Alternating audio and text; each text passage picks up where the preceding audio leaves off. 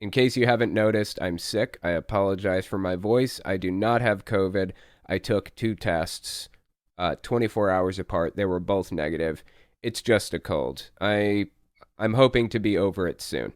I don't know if you guys heard or not, but Vice Rhino, my colleague and my friend, he's another YouTuber. He lost his wife the other night. Some tragic shit, man. Some real tragic shit. She had a stroke and died. I don't want to make this about me because it's not, but she was a very close friend to my wife, Rose. And she was a close friend to me, too. Not as close, because I didn't talk to her directly as often. But they played Dungeons and Dragons every week together. Rose and Vice Rhino's wife did. And it's just, God, it's fucking hard, man. It really fucking sucks. Just out of nowhere, she was my age, and she had a stroke. I'm so sorry that he has to go through this, that she had to go through that, and that their kids are dealing with this. When I heard, I knew that what he was going through couldn't be an easy situation, so I messaged him and asked him if I could do a guest video for him, so he doesn't have to worry about working. He can worry about planning a fucking funeral, you know? He said yes, so I did a guest video for him right the day before my voice got all fucked up from getting sick. I recorded the video, and then I did some editing for it and sent it over to him, so that should be releasing this week. I think maybe the 19th it releases on his channel. Keep a lookout for it. I will shout it out on my channel when it comes out, because I'm pretty proud of the video. I think it's pretty good. I hope you guys would enjoy it, but I want you guys to go watch it on his channel if you get the time. My God, man, it's just so fucking sad. I can't stand it. I am so sorry for what he's dealing with right now, and his kids too. I did a guest video for Vice Rhino. It's releasing on November 19th, I believe, on his channel. And I'm doing an extra clip in the podcast too tomorrow, so that he can have that extra clip to put on too. So he can have. I bought him a week. I bought him a week off, basically, with the clip that I'm giving him from the podcast and the clip that I created a couple days ago. That bought him a week's time. And I know there are other YouTubers that are getting involved. Somebody else is organizing the guest video stuff. I don't know which other YouTubers are getting involved or when theirs are coming out or whatever, but he has mine and he has my full support behind him. I'll do whatever it takes to help the dude out right now. So, oh, and one more thing, just a PSA. If you guys want to donate to Vice Rhino, I asked him specifically, and he told me you can donate to him if you'd like, but he had a good life insurance policy, so you don't have to worry about it. He's financially stable right now. That being said, you can, if you would like, donate to him on his link tree, which is, let me get the link real quick before we listen to the next voicemail, just in case. I saw the super chat, and I will make sure that the money gets to where it needs to go. But I'm giving you guys a more direct way of doing it if you want to. So let's see here. Give me a second to find it. I'll post it. This is a link to his link tree. You can do one-time donations there. And like I said, I appreciate the super chat, and I know that he will also appreciate that, and I will make sure it gets to where it needs to go. But if you guys want a more direct way to donate, you can do it there. He also wanted people to donate to this fundraiser that Mrs. Rhino had been working on for every single year around Christmas time. She worked on this fundraiser, and I think it had raised up to $6,000. It had a goal of $7,000 or somewhere in there. So if you would prefer to donate to that instead, I know she would appreciate it. Out of curiosity, now it had a goal of 7,000. It reached 6,000 before she died. And now I'm wondering how much it's at. What's it at? 24,000! Holy fucking shit, dude. Holy shit. She would feel so honored that people did this. She would be going completely nuts over this. My God. I'm just so sorry and heartbroken over what happened. So sad. Hey, this is Owen. If you're comfortable, leave your first name and state at the sound of the tiny truck backing up. Hello, Owen. This is Chris from Texas again. I just wanted to ask you why Jehovah's Witnesses are so misanthropic. Like, how can they call themselves a loving organization when they're literally praying for the annihilation of anyone outside their culture? Like, they view billions of innocent people with their own families and dreams as just worthless and disposable. And it's just insane to me how they can believe something so psychotic and hateful. I wouldn't wish that stuff on anyone at all. So, yeah, thank you for your work, and have a nice day. Yeah, I appreciate that. This is kind of the result of people having an objective morality, if you will. The idea that they get their morality from the Bible, and the Bible gets it from God directly, and God defines what morality is, so he can't be immoral. We can look at these ideas that Jehovah's Witnesses propose and see that they are terrible and disgustingly immoral, but they default to God's belief in morality or God's view of morality.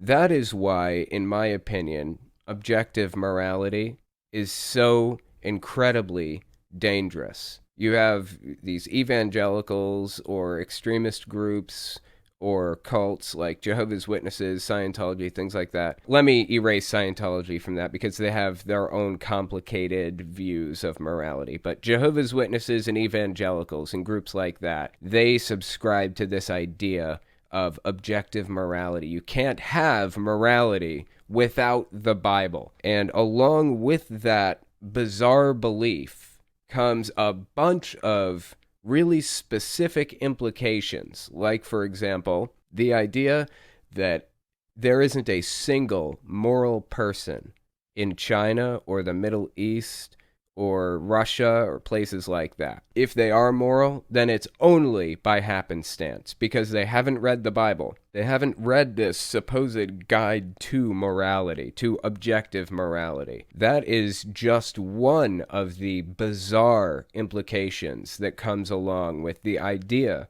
of objective morality. But Jehovah's Witnesses don't think that far ahead. None of it makes any sense when you start poking holes in it. All they care about is living up to what their leaders have told them is the truth, which is that everybody who isn't a Jehovah's Witness deserves to die. And by the way, the reason that they justify that to themselves, or the method they use to justify that to themselves, is they say that before the end comes, everybody will have an opportunity to join the religion. Everybody will have heard the name Jehovah's Witnesses at the very least and rejected it. That's their idea. That's their belief. So if you die in Armageddon, it means you rejected Jehovah's Witnesses and you deserve it. That's how they get there. Hey, Owen, this is Hannah. I'm from New York, and I was just curious how the Jehovah's Witnesses select new elder members for the Watchtower Society. Is that even something that they share publicly, or is it very hush-hush? And, what kind of criteria do you have to meet if it is public information, that sort of thing? Thanks. Bye. I don't know that they list the process anywhere specifically, but it's definitely culturally ingrained. If you are a Jehovah's Witness, then you understand how this process works. It may be listed in some magazine somewhere that I'm just unaware of, but they have a very strict hierarchy. They have the normal members, and then they have ministerial servants, and above ministerial servants, they have elders, okay? And the elders are kind of like the line managers, if you will, and the ministerial servants are like the assistant managers. So the elders will go around and they'll host service groups, they'll hold disfellowshipping committees, like judicial committees, what they call it.